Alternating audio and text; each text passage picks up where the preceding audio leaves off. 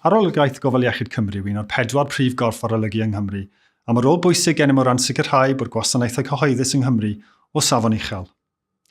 Ein ffocws yw gwirio bod pobl yn cael gofal iechyd da. Yn ddiweddar, daeth y cyrff arolygu ynghyd i edrych ar wasanaethau sy'n cefnogi pobl ifanc yng Nghymru. Edrychodd ein hadolygiad Ieuenctid ar ba mor dda mae gwasanaethau gofal iechyd yn dywallu anghenion pobl ifanc yng Nghymru.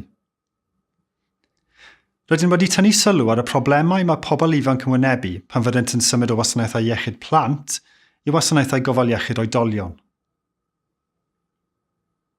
Rydym hefyd wedi edrych ar sut mae pobl ifanc yn cael eu trin mewn ysbytau iechyd meddwl, ysbytau cyffredinol ac mewn hosbisau plant. Yn ein hadroddiad, rydym yn dweud o'r Llywodraeth Cymru a Byrdau Iechyd y pethau sydd angen ei newid mwyn gwella'r gofal mae pobl ifanc yn derbyn. Bydd ein canfyddiadau yn cael eu cyhoeddi ar ein gwefan diwedd mis Mawrth.